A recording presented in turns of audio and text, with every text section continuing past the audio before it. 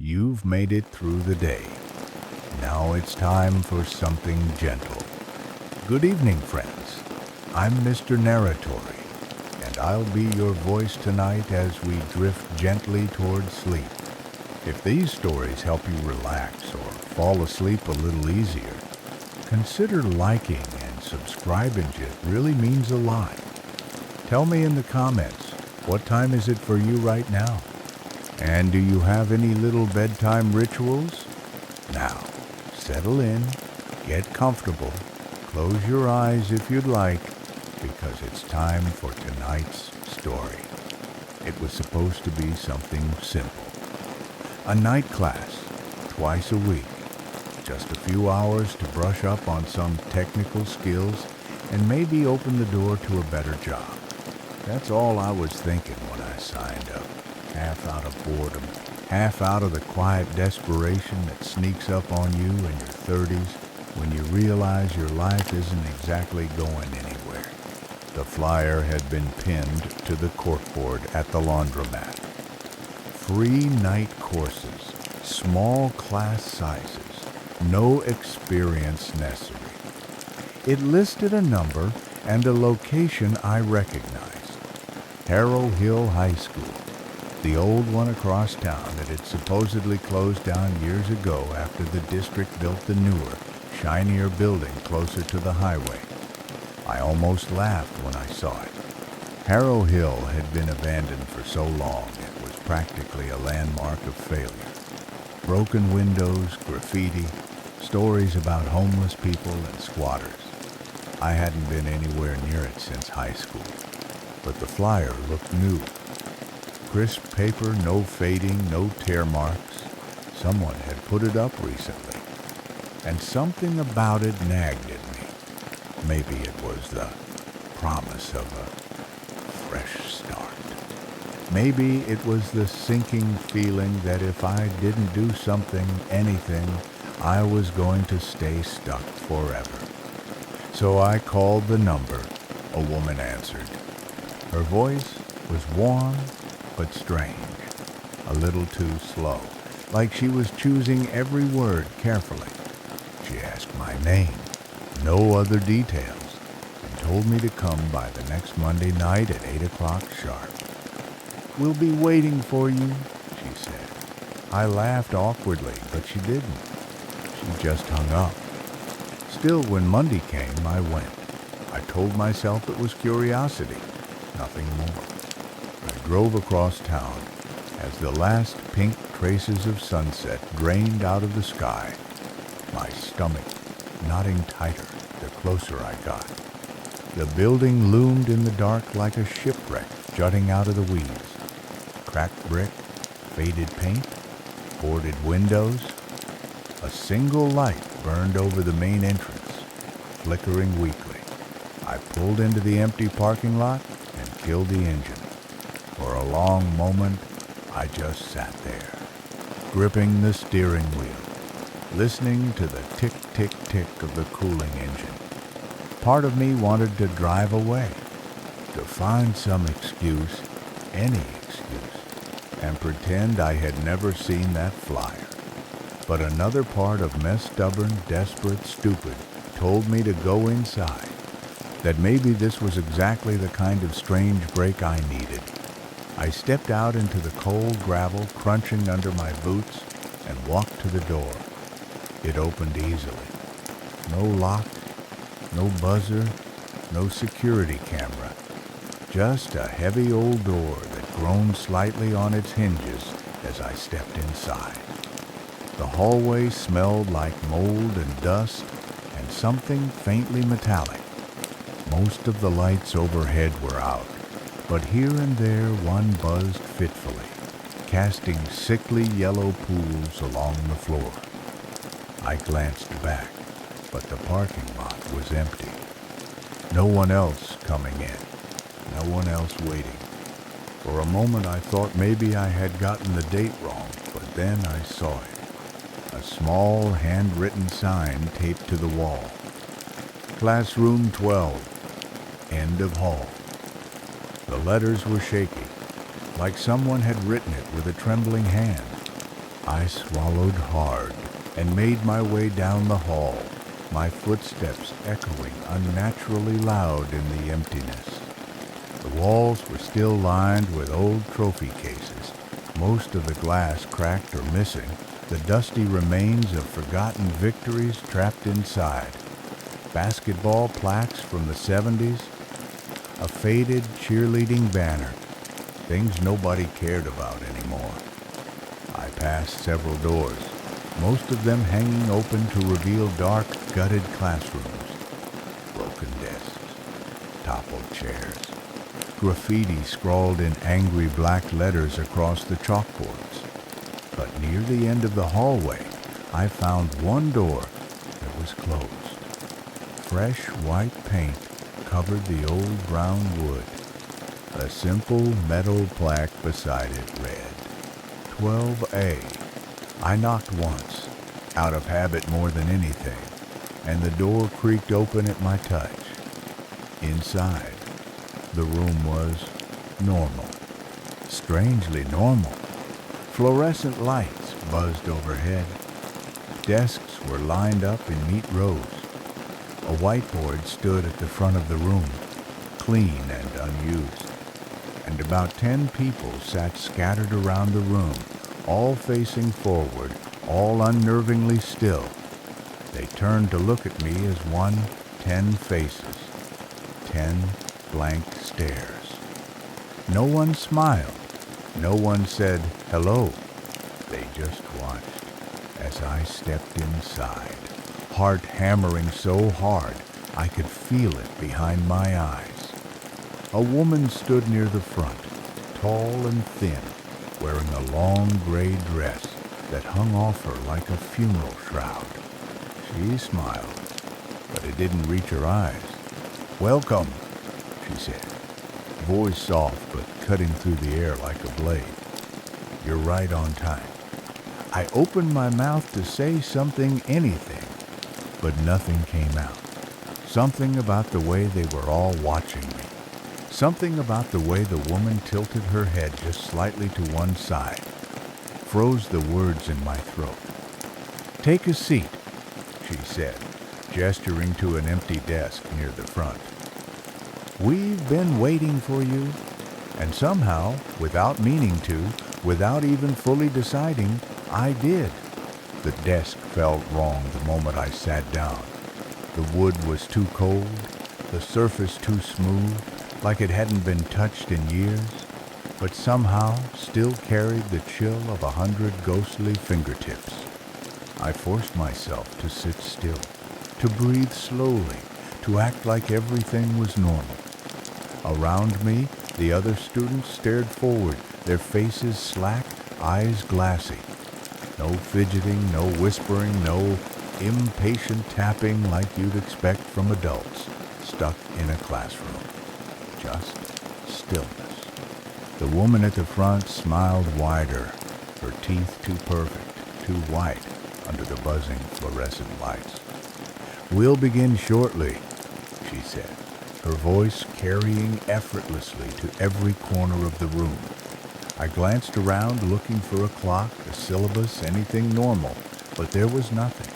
Just the whiteboard, blank and gleaming, and the neat rows of ancient desks. The air smelled faintly of bleach and something sour underneath. I leaned over to the woman sitting next to me, a thin, pale woman with stringy brown hair pulled back into a bun. "Excuse me," I whispered. "What's this class for again?" She didn't react at first, didn't even blink. Then, slowly, she turned her head toward me. Her mouth opened, but instead of words, a thin, wheezing sound came out, like air escaping from a tire. Her eyes locked onto mine, wide and unblinking, and for a moment I was sure she was about to scream. But then she turned back to face forward, her hands folding neatly on the desk, and the room settled back into silence. My skin crawled. I wanted to stand up, to walk out, but something in the air pressed down on me. heavy and invisible, rooting me in place. I glanced at the door. It was still open slightly, the hallway just a thin strip of darkness beyond. I could leave. I could stand up and walk out. No one was stopping me. But as I shifted in my seat, the woman at the front spoke again. "Leaving early is discouraged," she said without looking at me. "We prefer all students complete their lessons." Her voice was calm, pleasant even, but there was an edge to it, a sharpness that cut deep. The others didn't move, didn't even seem to breathe. I sat back in my chair slowly, my mouth dry, my heart hammering. The woman smiled, as if satisfied, and picked up a thick black marker from the ledge below the whiteboard. She wrote one word, in large, looping letters, "Obedience." She capped the marker and turned to face us. "Tonight's lesson," she said, "the foundation of all knowledge is obedience." No one spoke, no one questioned. She began to pace slowly in front of the board, her long gray dress whispering against the tile floor. "In this school," she said, "we ask only one thing of you. Follow instructions, accept correction, trust the process." Her eyes swept the room, landing on each of us in turn. When they passed over me, I felt a jolt of something sharp and cold pierce my gut. "Those who resist," she continued, voice softening into something almost tender, "do not graduate." A low murmur ran through the students. Not speech exactly, more like the sound of leaves rustling in a dead wind. I gripped the sides of the desk to steady myself. "We will begin with a simple exercise," the woman said. She gestured toward the rows of students. "Stand up." Instantly, the others rose from their seats in unison, moving with eerie precision, like puppets on invisible strings. I hesitated. My body screamed at me to run, to shove the desk aside and bolt for the door. But my legs moved on their own, rising stiffly from the chair. The woman nodded approvingly. "Very good," she said. "Now, sit." Again, the others obeyed immediately, folding back into their seats with mechanical grace. I followed, slower, my knees trembling. "Again," she said, "stand, sit, stand, sit." Over and over, faster and faster, until the room was a blur of motion, and the lights overhead buzzed louder, flickering slightly with each round. Sweat trickled down my spine. My heart pounded in my ears. And still the commands came. Stand, sit, stand, sit. I lost track of time. Minutes stretched into something shapeless and endless. My muscles burned, my vision blurred. And just when I thought I couldn't do it one more time, the woman raised her hand and the room froze. Silence fell like a heavy curtain. She smiled. "Well done," she said. "You are learning. You are adapting." She stepped closer to the front row, her shoes making no sound against the floor. "Obedience," she whispered, almost lovingly, "is freedom." She pointed to the woman sitting next to me. "You," she said, "stand up." The woman obeyed immediately, her thin frame trembling slightly. The instructor walked around her slowly, studying her like a museum piece. "Recite," she said. "Lesson 1. The woman opened her mouth, and this time words came out, brittle and strange. "I am not important," she said, her voice hollow. "I am only the will of the class. I am only the shape of the lesson. Good, the instructor said, patting her on the shoulder with a hand that lingered a little too long. Very good.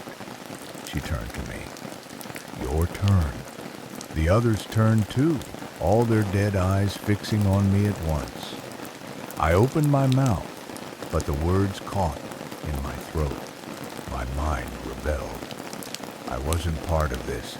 I didn't belong here.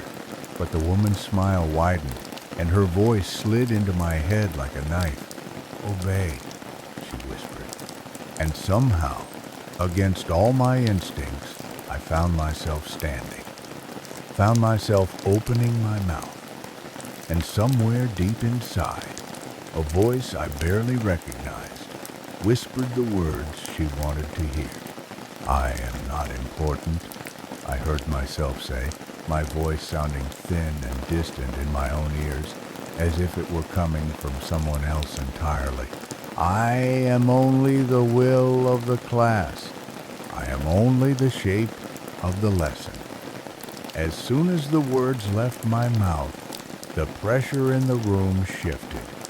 It was subtle, but undeniable, like the entire school itself had been holding its breath and was now, finally, beginning to exhale. The woman at the front nodded slowly, her smile sharpening into something predatory. Good, she said. Very good. I sat back down, my hands trembling slightly as I gripped the edge of the desk. Around me, the others did not react. No smiles, no signs of approval. They simply stared ahead, blank and waiting. The woman moved back to the whiteboard and wiped away the word obedience with a sleeve of her dress, leaving a faint gray smear behind. She uncapped the marker again and wrote a new word in large, deliberate strokes. Consequences. Lesson 2, she said, tapping the board lightly with her fingertip. Every action must have consequences.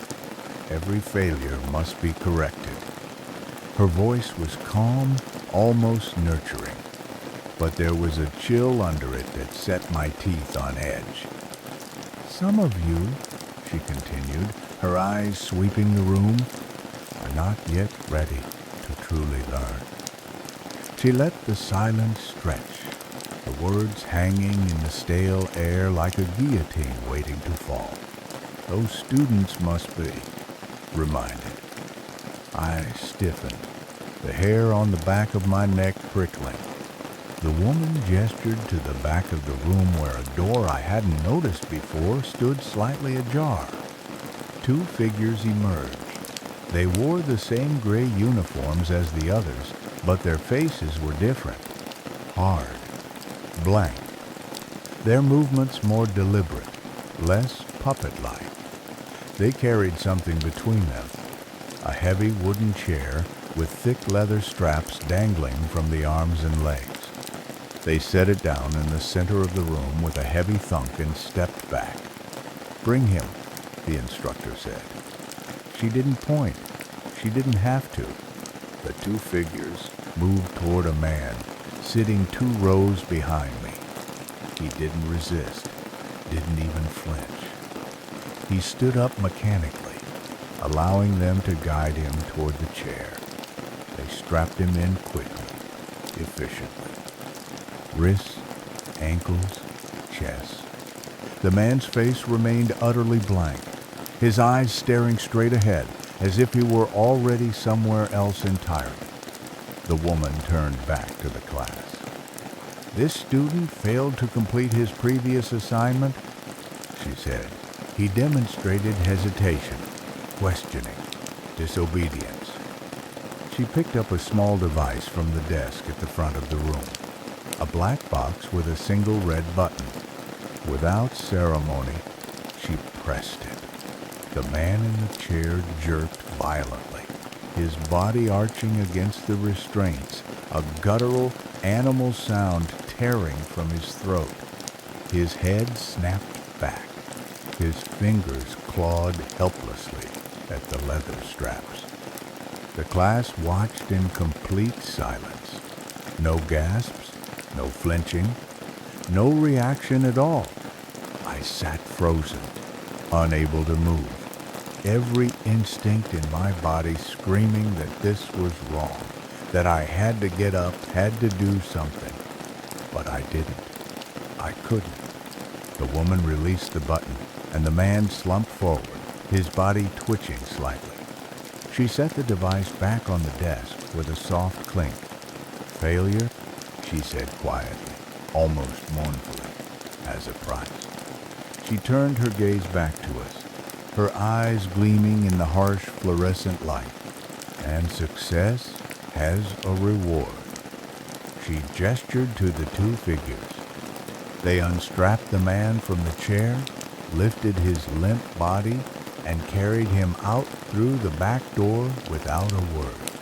I watched them go, the door swinging shut behind them with a soft click that echoed far too loud in the hollow room. The woman turned to the whiteboard again and began writing a series of numbers and symbols, complex and intricate. "Tonight's assignment," she said, "solve the problems perfectly, quietly, no questions." Papers were handed out. Pencils, sharpened to needle points, appeared on each desk. I stared down at the sheet in front of me. It was dense with strange equations, unfamiliar notations, symbols that looked more like some alien language than any math I had ever studied. Around me, the others began scribbling furiously, their heads bent low, their pencils scratching in a frantic, almost desperate rhythm. I tried to make sense of it, tried to find patterns, anything familiar. But the numbers swam in front of my eyes. My hands shook. Sweat dripped from my temples onto the paper, smearing the ink slightly. I glanced up. The woman stood at the front, watching us, the faint smile never leaving her face. Her hand rested lightly on the black box sitting on the desk, waiting. I looked back down and forced my pencil to move, guessing, making up answers, anything to fill the page. I didn't know what would happen if I failed. Not exactly, but I knew enough. Knew that the chair was waiting. Knew that the price of disobedience was pain. As I scratched numbers onto the paper, my vision blurring, a single thought echoed in my mind over and over, drowning out everything else. I have to get out. I have to get out. I have to get out. I don't remember finishing the assignment. I don't remember most of that night. It blurred together into a panic fog of numbers and fear and the soft, ever-present buzz of the lights overhead. When the woman finally walked between the rows collecting the papers, her cold fingers brushing my desk as she plucked mine away, I felt an almost overwhelming urge to grab her hand and beg, to plead with her that I wasn't supposed to be here, that this was all some mistake. But I didn't. I sat frozen, heart thudding painfully, hands clammy against the wood of the desk. She gathered the assignments in a neat stack and set them on the front desk. Then she turned to face us again, clasping her hands together in front of her chest. "We have made progress," she said, and her voice was warm, almost motherly now. "Many of you are learning, growing." She paused, and I could feel the shift in the room, a ripple of tension tightening the air like a pulled wire. But not all. A low murmur passed through the students, but no one dared look around. I felt the weight of the instructor's gaze land on me and fought the instinct to flinch. "Tonight," he said softly, "there will be consequences for those who fail." She gestured toward the back door, and the two gray uniformed figures emerged again, this time wheeling a second chair into the room. This one was different, taller, with a high back and thick iron restraints at the wrists and ankles. It looked less like a school desk and more like an execution device. I stared at it, bile rising in my throat. The woman looked down at a clipboard she produced seemingly from nowhere. "Student number 34, she said, her eyes flicking toward me. I didn't react at first. It didn't even register. 34? I hadn't been given a number. No one had. But when she said it again, sharper this time, "Student 34, stand up," I realized they meant me. My legs moved on their own. The other students turned their heads in eerie unison, their blank faces watching as I stood.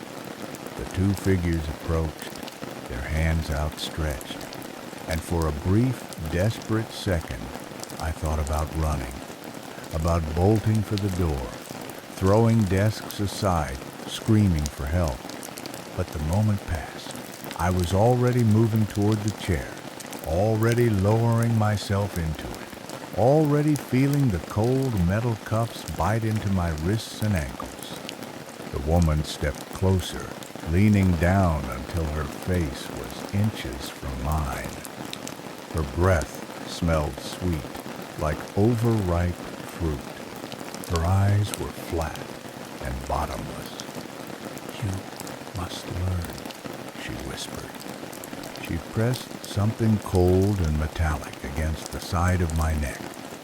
A small device, like a cattle prod. A jolt of electricity ripped through me, white-hot pain exploding behind my eyes. I bit down on a screen, tasting blood. The room spun, my vision tunneled. But I stayed upright, stayed breathing. Somewhere deep inside, the stubborn part of me dug in. She pulled the device away and smiled again. "Good," she said. "Resistance means there is still potential." She turned back to the class. "Observe," she said. "This is the process. This is growth." The two gray uniformed figures released the restraints and hauled me to my feet. I staggered but didn't fall. My muscles spasmed uncontrollably, and every step back to my desk felt like walking through broken glass. I collapsed into the chair and sat there trembling while the lesson continued as if nothing had happened. The next hour passed in a nightmare haze of meaningless instructions. Recitations, commands barked in slow, monotonous rhythms. Sit, stand, repeat, memorize, recite, fail, and be corrected. It was only when the clock on the wall I hadn't noticed before clicked loudly to midnight that the instructor finally clapped her hands once, sharply. "Dismissed," she said. "Return tomorrow, stronger, more obedient." One by one, the students rose and filed toward the door. Mechanically, wordlessly, I followed, my body moving without conscious thought. The hallway outside was just as dark and broken as before. The same shattered trophy cases, the same buzzing lights. But as we passed the open classroom doors, I noticed something new. Behind each door, where desks and chairs should have been, were other things, chains bolted to floors. Strange machines humming quietly in the darkness. Walls covered in handwritten notes, the writing jagged and frantic. Rooms that looked less like classrooms and more like holding cells. I stumbled forward, trying not to look too closely, trying not to draw attention. We moved as a group down the main hall, through the lobby where the broken trophy cases glittered under the weak lights, and out into the cold night air. I stood there on the cracked front steps, breathing hard, my hands still trembling from the shock, my mind racing. The others dispersed quickly into the parking lot, climbing into cars that hadn't been there earlier. Dark cars, identical, silent. I made my way to my own car, fumbling the keys with numb fingers, and climbed inside. I locked the doors immediately. I sat there for a long time, staring at the dark building, its broken windows like empty, watching eyes. Then I started the engine and pulled out of the lot, not daring to look back. But even as I drove home, every turn of the wheel, every flash of headlights in the distance felt wrong, like the night itself had bent around me. I told myself I wouldn't go back, that I would tear up the flyer, that I would report them, burn that school out of my memory. But deep down, I already knew the truth. I knew that I would be there again tomorrow night. I knew because the lesson wasn't over. Because once you start learning in that place, you don't get to decide when you stop. I spent the entire next day trying to convince myself not to go back. I ignored the clock ticking its way toward evening. I turned my phone off. I buried the flyer under a pile of junk mail on the kitchen counter. I even dragged a heavy dresser across the front door, telling myself it was just to feel safe, not because I thought anyone might try to come for me. But despite everything, when the sky turned dark and the clock struck 7:30, I was standing by the door, keys in hand, heart hammering so hard it hurt. I told myself I was only going to drive by, just see if the school was still lit up, if the others were still gathering like nothing was wrong, that I wasn't actually going to set foot inside again. But I already knew better. The pull was stronger than fear, stronger than logic. It dragged at me like invisible hands. And so I found myself back in the cracked, crumbling parking lot of Harrow Hill High, staring up at the building's battered facade. The light over the front door flickered steadily, an ugly, rhythmic pulse. Shadows moved inside, figures shuffling into place. Without meaning to, without even fully deciding, I got out of the car and crossed the pavement. The door was open. It always was. The hallway looked the same as before, only this time it felt different. Thicker, heavier, like the air itself resisted every step. When I reached classroom 12A, the door swung inward before I could touch it, as if it had been waiting. The others were already there, sitting in their rows, blank-eyed and still. The instructor stood at the front, her hands folded calmly over a thick, leather-bound book. She smiled when she saw me. A genuine smile this time, not the brittle, painted-on grin from before. "Welcome back, student 34, she said. The others turned their heads to look at me, the sound of dozens of necks cracking in unison, filling the room like dry branches snapping. I swallowed hard and made my way to the empty desk near the front. As soon as I sat down, the door slammed shut behind me, the sound like a gunshot in the silent room. The instructor opened the book and began to read. The words didn't make sense. They weren't English. They weren't any language I recognized. But the sound of them filled my head, buzzing behind my eyes, making my teeth ache. I glanced sideways at the student next to me and saw blood trickling from her nose, thin black lines running down her pale skin. She didn't react. She just stared straight ahead, mouthing the words as if she understood them perfectly. I looked back at the front of the room, my stomach twisting into knots. The instructor's voice grew louder, the strange syllables hitting the air like hammer blows. My vision blurred. My hand shook. The desk under me seemed to tilt slightly, as if the floor itself was warping. I clenched my fists against the wood, trying to anchor myself. Then, abruptly, she stopped. The silence hit like a slap. I realized I was gasping for breath, sweat pouring down my back. The instructor closed the book with a soft thud and set it aside.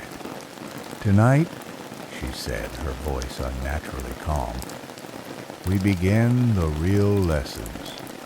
She gestured toward the side door, the one I had seen the two uniformed figures use before.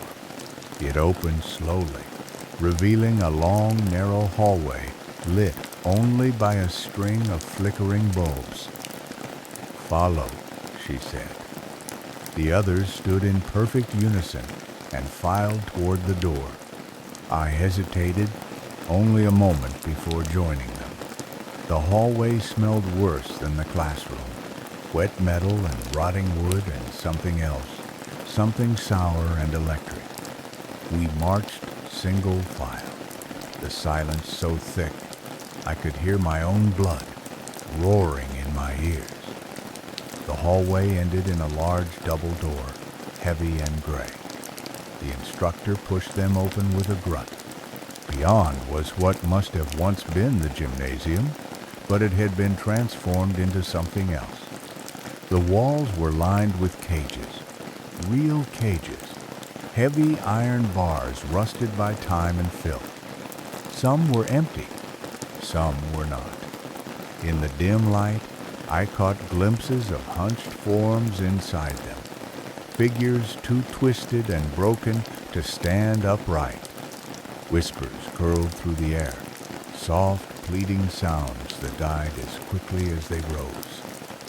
In the center of the room was a circle marked out in thick white paint. Around it were chairs, not desks this time.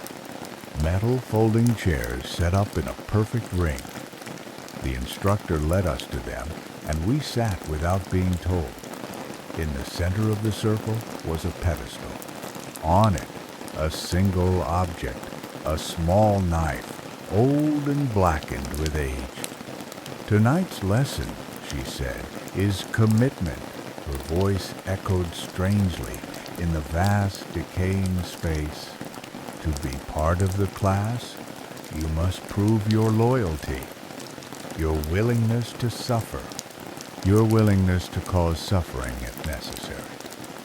She turned her gaze on me, and for the first time I understood that everything so far had been leading to this moment, that I had never been free to leave. Not really. "Student 34, she said, her voice low and warm. "Approach." My legs moved before I could stop them. I stepped into the circle. The instructor picked up the knife and held it out to me, handle first. "A simple test," she said. "Take it. Choose a target. Mark them. A single cut will do." I stared at the knife, at her face, at the cage, lined walls around us. My mouth opened and closed, no sound coming out. The others watched, silent and expectant. I realized then that there was no good choice, no safe way out. Either I followed their rules, or I became the next lesson. Slowly, with hands that shook, I reached for the knife. The knife felt heavier than it should have, the blackened handle slick against my sweating palm. I stood there in the center of the circle, surrounded by blank faces and broken whispers, the cold weight of expectation pressing down on me from all sides. The instructor stepped back, folding her arms, watching. The others watched too, not with curiosity or fear, with a kind of silent hunger, waiting to see if I would pass the test or become the next example. I turned slowly, scanning the rows of seated students. Their eyes followed me, glassy and unblinking. I could barely breathe. Every instinct screamed to throw the knife down, to bolt for the doors, to crash through anything that got in my way. But some colder, cooler part of me understood that wouldn't save me. Not here. The rules were different in this place. Running would only make me prey. I had to choose. I locked eyes with a man seated near the back. He looked about my age, maybe a little younger, with a blank, slack-jawed expression and thin hands folded neatly in his lap.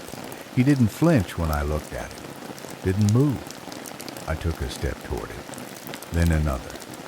My fingers tightened around the knife. I told myself I would only make a small cut, something shallow, something survivable, something that would satisfy whatever sick ritual this was, without crossing any true line inside myself. As I neared him, he tilted his head slightly, almost inviting me. I raised the knife. My hand trembled. I lowered it slowly, aiming for his forearm. One quick slice, I told myself. One and done. I drew the blade across his skin, not deep, barely enough to break the surface. A thin red line bloomed against his pale arm, and for a moment the room was utterly silent. Then the instructor clapped her hands once, sharp and loud, and the others murmured in approval, a low chorus of broken voices threading through the air. I stumbled back, heart hammering, bile rising in my throat. The man I had cut didn't react. He simply bowed his head and sat still, blood dripping slowly from the shallow wound onto the floor. "Well done, student 34, the instructor said, her voice rich with approval. Commitment has been demonstrated. She gestured for me to return to my seat. I did, my legs barely holding me upright. The knife still clenched in my fist. One of the gray uniformed figures crossed the circle and took it from me, cradling it carefully like a sacred object before retreating back into the shadows. The instructor moved to the center of the circle. "Now you understand," she said. "Pain is a language. Obedience is the translation." She smiled thinly. "Tomorrow you will learn to speak it fluently." The chairs were folded and stacked by unseen hands as she spoke. The students began filing back toward the hallway, silent and obedient. I followed, dizzy, sick to my stomach, my mind reeling. We passed the cages again, and this time I made myself look. Inside one of them, crouched low against the bars, was a woman. Her hair was matted with dirt and blood. Her eyes were huge and glassy, her lips moving silently. When she saw me, her body jerked violently against the bars, reaching out a skeletal hand. She didn't speak, just looked at me with a pleading expression so raw and desperate that it nearly shattered whatever was left of my self-control. I forced myself to keep walking, forced myself not to look back, forced myself to believe I hadn't really seen her at all, that she was a hallucination, a trick of exhaustion and fear, anything but real. We marched back through the broken hallways, past the dead trophy cases, through the yawning front doors into the cold night air. The others scattered immediately, disappearing into the dark parking lot like leaves caught in a sudden gust of wind. I stood alone on the cracked concrete, breathing in the freezing air, trying to slow the frantic pounding of my heart. My car was there, right where I left it.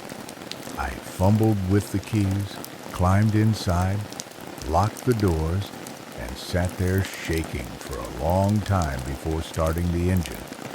As I pulled out of the lot, glanced back at the school. The building loomed against the night sky, its broken windows gleaming like black, empty eyes. For a moment, I thought I saw someone standing just inside the door, watching me leave. A thin figure, gray dress, fluttering slightly in the non-existent breeze. But when I blinked, the doorway was empty again. I drove home on autopilot, every nerve frayed to the breaking point. When I stumbled through my front door, I bolted it shut and shoved a chair under the handle for good measure. I peeled off my sweat-soaked clothes and collapsed onto the couch, too exhausted to even make it to bed. But sleep didn't come. Every time I closed my eyes, I saw that woman in the cage. I heard the rasp of her breath, the scrape of her fingers against the bars. I heard the instructor's voice, soft and syrupy, whispering lessons I didn't want to learn. Around 3 a.m., there was a knock at the door. 3 soft, deliberate taps. I lay there, frozen, barely breathing. Another knock, louder this time, more insistent. I didn't move. I didn't speak. I didn't even dare to look through the peephole. The knocks continued for several minutes before finally stopping. Silence crept back into the house, thick and suffocating. I lay there until dawn, wide-eyed and shaking, and when the first gray light seeped into the room, I finally let myself breathe again. I told myself it was over, that I wouldn't go back, that I couldn't. But deep down, I already knew I was lying. The lesson wasn't finished, and they weren't done with me yet. The next day was a ghost. I drifted through it like a man already dead, barely noticing the hours slipping past. Food had no taste. Music grated against my nerves. I jumped at every sound, every shadow, every flicker of movement outside my windows. By afternoon, I had convinced myself it had all been a nightmare, a vivid, awful dream. Some part of my brain, desperate to protect me, had filed it away under fantasy, a bad memory fading into static. But when the sun dipped below the horizon and the world turned blue and black, I found myself standing by the door again, keys in hand, heart hammering. I told myself I didn't have a choice, that they would come for me if I didn't show up, that it was safer to go to them than wait for them to drag me out of my house screaming. I drove back to Harrow Hill under a heavy sky, smeared with clouds, the streetlights flickering overhead like dying insects. The parking lot was fuller this time, more cars, more shadows. Whatever this was, it was growing. I parked at the far edge of the lot and sat there for a long moment, gripping the steering wheel, trying to summon the will to leave. To turn the key, reverse out, drive until the school was nothing but a bad memory in the rearview mirror. But I knew it wouldn't be that easy. I opened the door and stepped out into the cold. The building loomed ahead, windows dark, except for the sickly yellow glow spilling from the main entrance. I crossed the lot, boots crunching over gravel and broken glass, and stepped inside. The hallway was different tonight. The trophy cases were covered with heavy black sheets. The walls were lined with tall mirrors, each one warped and cracked. As I walked past them, I caught twisted reflections of myself, stretched into grotesque shapes, grinning when I wasn't. The others were already gathered outside classroom 12A, standing in perfect silence, their faces blank and pale under the flickering lights. The instructor waited for me at the door, her long gray dress flowing around her like smoke. She smiled when she saw me, the expression sharp enough to cut. "Welcome back, student 34, she said, voice low and thick with satisfaction. I nodded stiffly and took my place among the others. The door opened without anyone touching it, and we filed inside. Tonight, there were no desks, no whiteboard, only rows of chairs facing the front where a single object sat on a pedestal. Another book. This one was thicker than the first, bound in cracked leather so dark it was almost black. The instructor approached it with something like reverence, laying a hand gently on its cover. "Tonight," she said, "we begin the final preparations." The room seemed to tilt slightly, the air growing denser, heavier. I shifted on my feet, suddenly aware of how hard it was to breathe. "Each of you," she continued, "has proven obedience, commitment, sacrifice." Her eyes swept the room and landed on me, lingering. "But tonight, you will prove something more. Tonight, you will prove loyalty." She opened the book. The pages inside were yellowed and brittle, covered in strange, spidery handwriting that hurt to look at. She began reading aloud. The words slid across the room like oil, seeping into my skin, my bones, my mind. My head buzzed, my teeth ached, my hands trembled.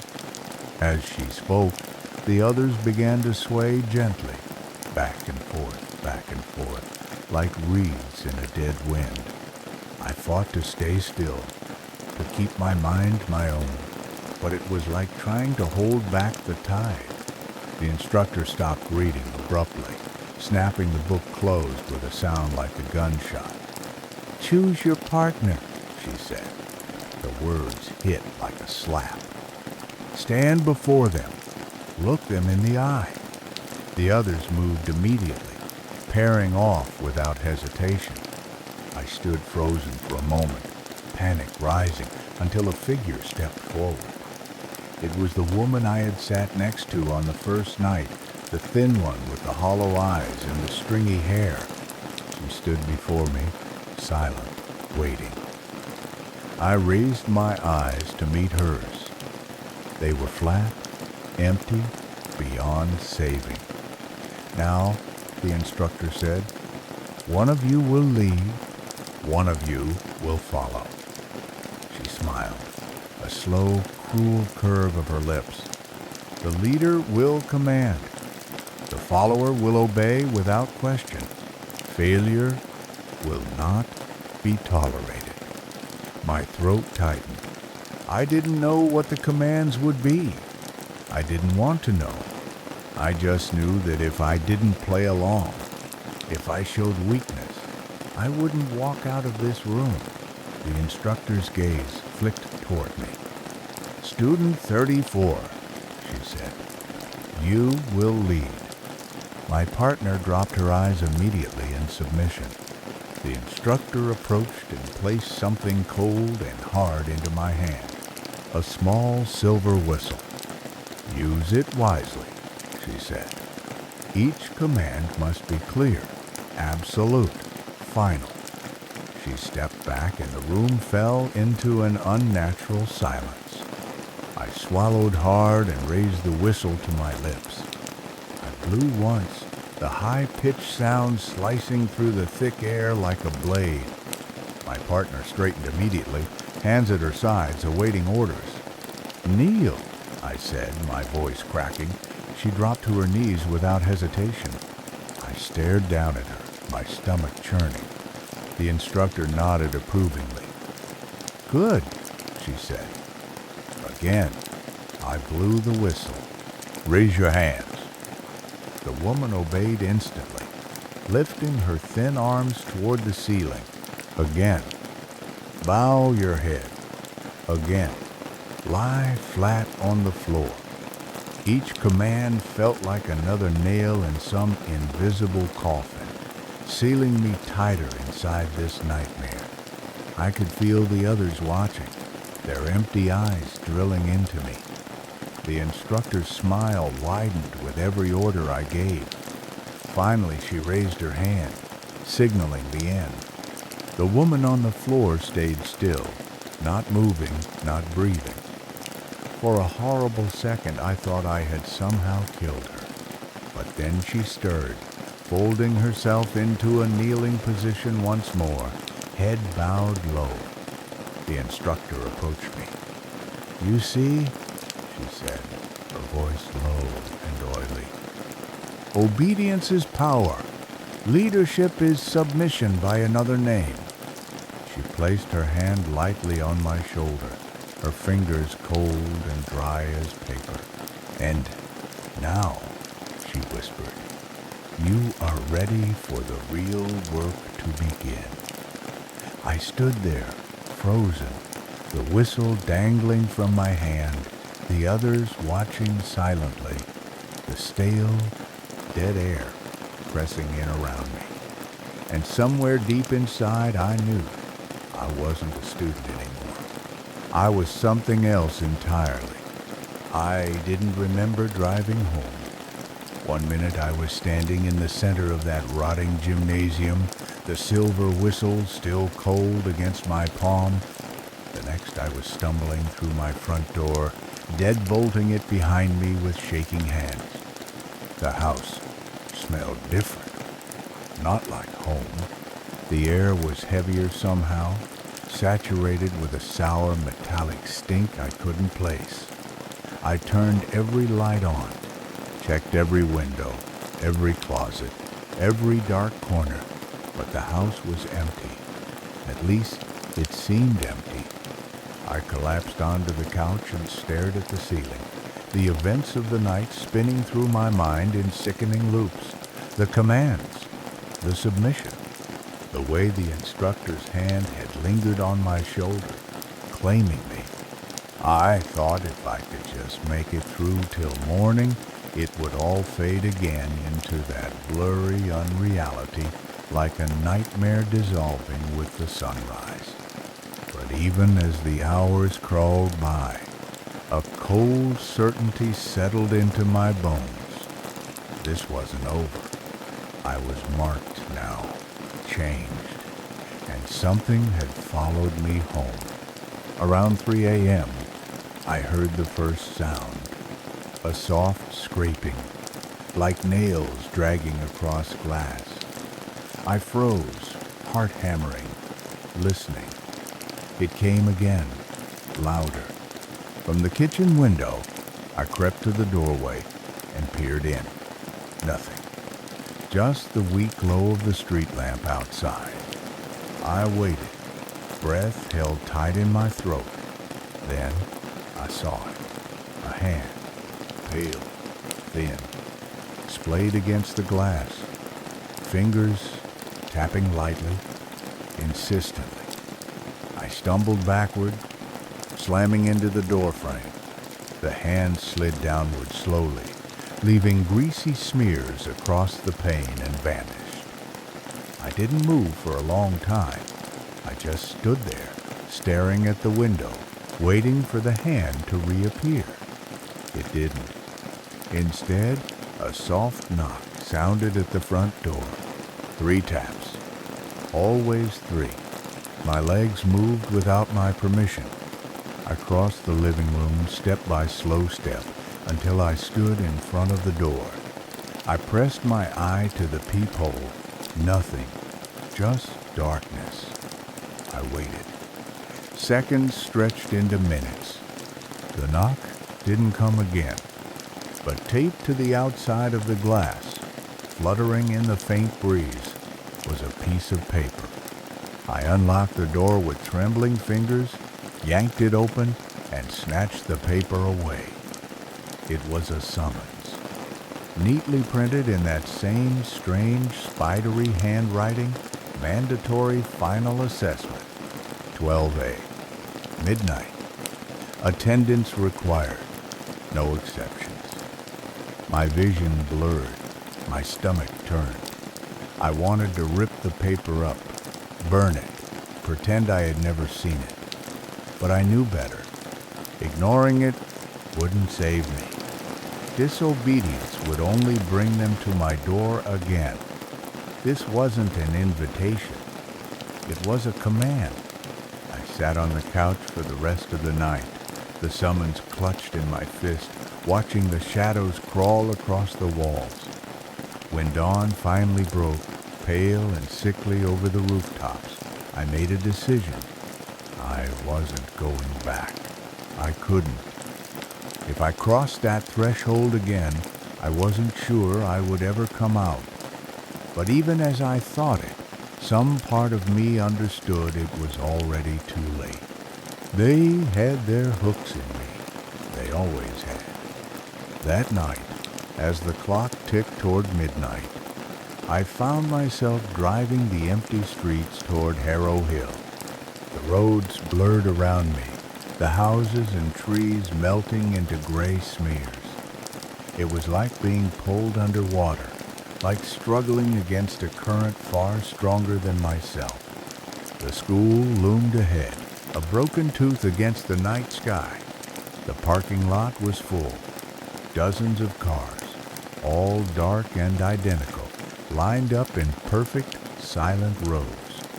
I parked at the very edge, under a broken streetlight, and sat there gripping the wheel so hard, my knuckles turned white. I could still turn back. I could leave now, drive away, never look back. But the memory of the hand on the glass, the knock at the door, the paper clutched in my fist said otherwise. I opened the door and stepped out into the cold. The building seemed bigger somehow, the shadows deeper. As I crossed the cracked pavement, I noticed something I hadn't seen before. Names, dozens of them, carved into the concrete. Some fresh, some worn almost to nothing. And there, near the bottom of the steps, was mine. I stumbled, bile rising in my throat. Somehow, some way, they had already claimed me. I reached the main entrance. The door was ajar, swinging slightly in the cold wind. I pushed it open and stepped inside. The hallway was pitch black, except for a single line of dim lights leading toward classroom 12A. The black cloth still covered the trophy cases. The cracked mirrors still distorted my reflection into awful, leering shapes. I followed the lights. Each step felt heavier than the last, as if the floor itself were trying to drag me down. The door to 12A was wide open. The room beyond was different now. The desks and chairs were gone.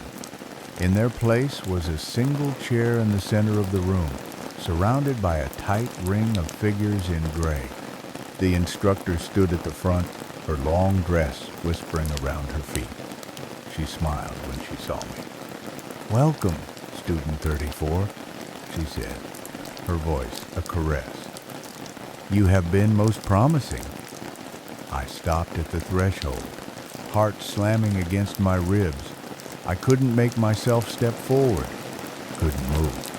"Come," she said, stretching out a hand. "It's time." The figures in gray turned to look at me. Their faces were wrong, blurred, as if something had stripped away whatever they once were. I took a step back. The instructor's smile widened, her teeth gleaming too white, too sharp. "There are no doors left for you," she said. "Only graduation."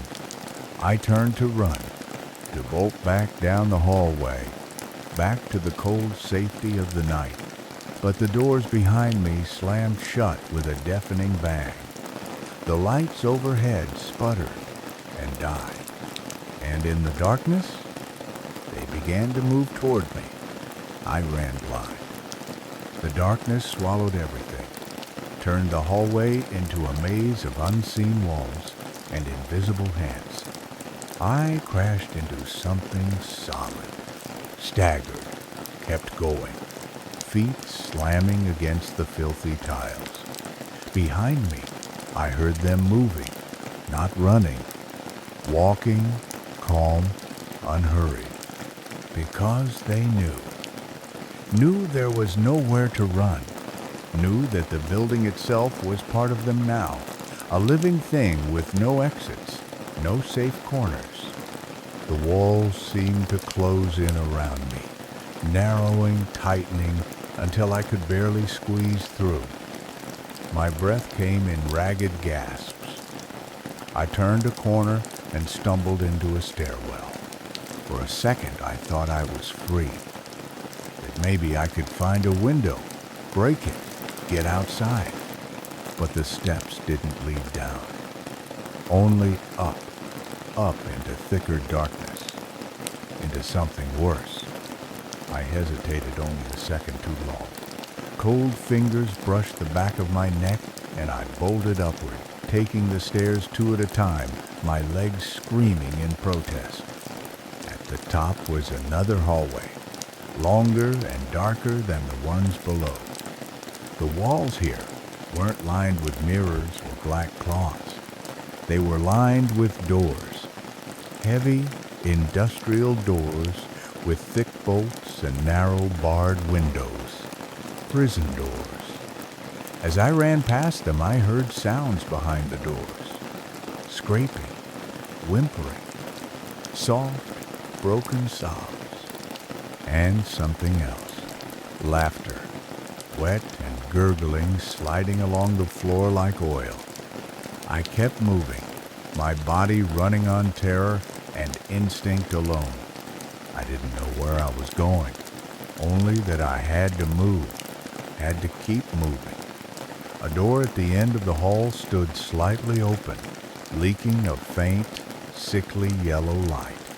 I made for it, heart hammering so hard I could barely hear.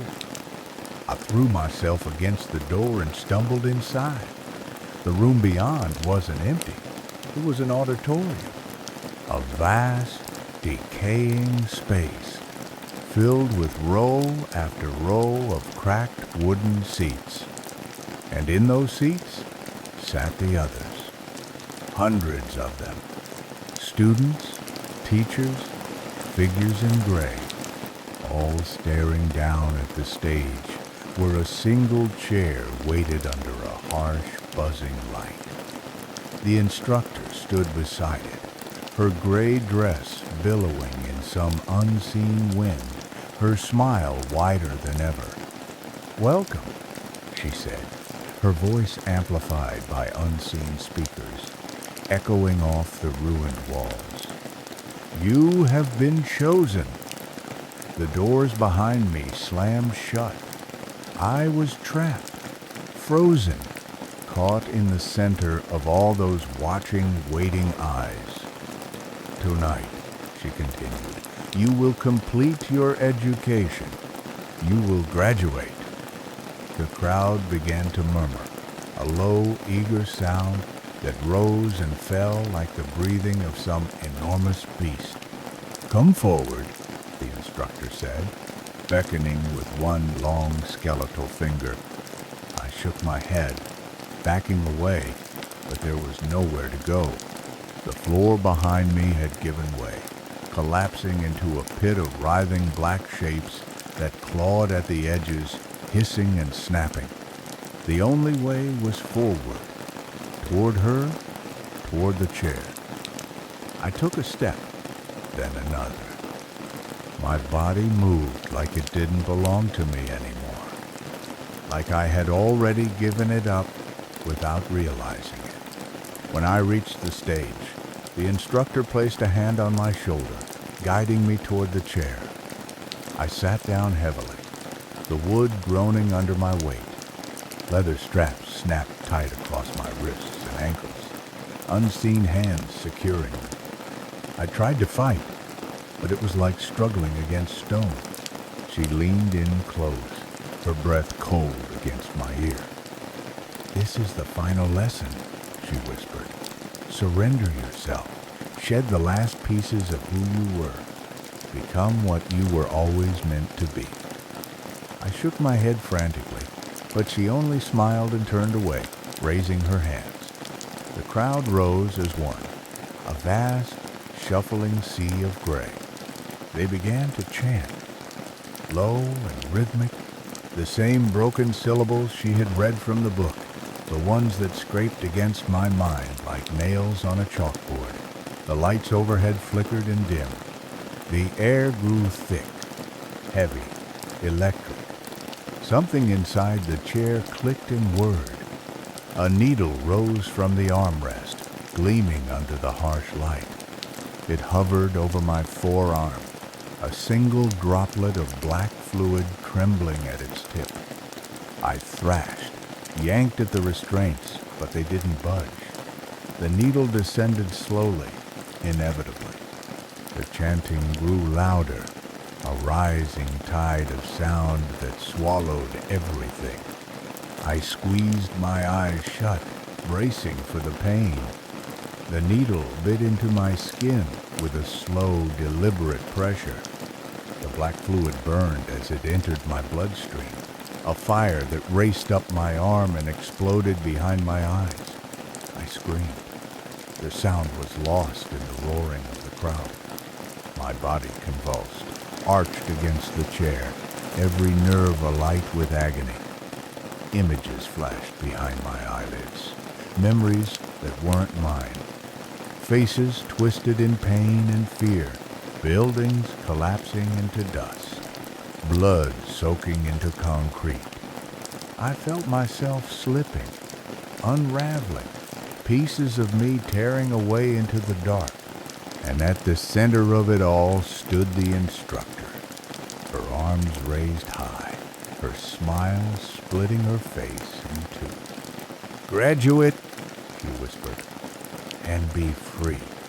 The last thing I saw before everything went black was the crowd closing in, their hands reaching, their mouths opening in a soundless, endless scream. I woke up to silence, heavy, suffocating. The chair was gone. The auditorium was gone. The school was gone. I was lying on the floor of my living room, sprawled across the worn carpet, the early gray light of dawn leaking through the curtains. For a long moment, I didn't move, couldn't. My body ached in ways I couldn't name. My arms, my legs, even my teeth throbbed with a dull, constant pulse.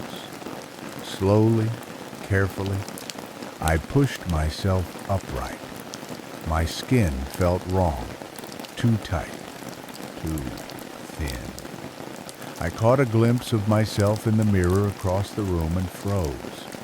My eyes were different, darker, not just in color, but in something deeper, something that looked back at me with an intelligence I didn't recognize, a hunger. I stumbled to the bathroom, turned on the light, and stared into the mirror. There, curling around my forearm where the needle had bitten, was a black mark. Not a bruise, not an injury, a symbol. Twisting lines burned into my flesh, pulsing faintly as if alive. I tried to scrub it away, clawing at it until my skin bled, but it wouldn't fade, wouldn't even blur. It was part of me now, etched into bone and blood. I sat down hard on the cold tile floor, shaking, heart hammering against my ribs. What had they done to me? What had I become? I tried to piece it together, tried to separate memory from nightmare. But it was all one thing now, one endless lesson. Obedience, consequences, commitment, graduation.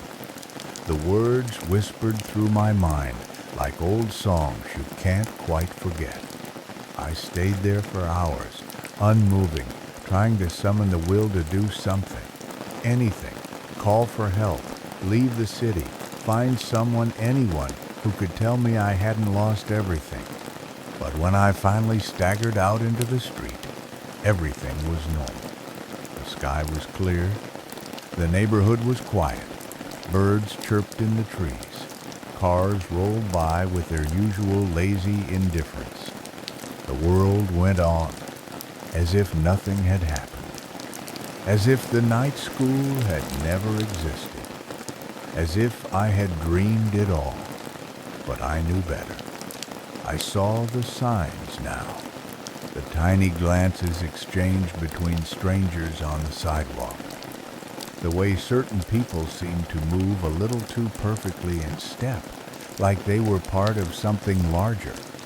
The faint black marks hidden just under the cuffs of their sleeves. I wasn't the only one. I never had been. The night school wasn't a place. It was a process. A machine grinding in the dark, pulling people in, shaping them into something new, something obedient, something useful. I tried to fight it. I tried to hold on to myself, to remember who I had been before. But every day it got harder. The lessons whispered louder.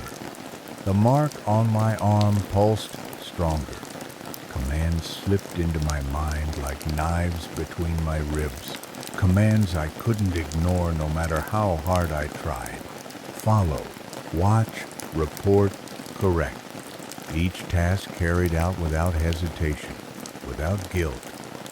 1,000 tiny betrayals, building into something vast and unstoppable. I saw others like me sometimes, passing in the streets. We recognized each other without speaking. A nod, a flicker of a smile, a shared understanding. We were students still, always students, always learning, always obeying. And somewhere, hidden in the crumbling bones of forgotten buildings, instructors watched and waited, ready to teach the next lesson, to claim the next lost soul who thought they could simply walk away from the dark. I don't dream anymore. Not really. But sometimes, just before dawn, when the world is very still, I hear a voice in the back of my mind. Soft, patient, warm. Well done, student 34, it whispers. You have graduated. Welcome to the real world. And I smile, because now I finally understand there are no graduates, only teachers.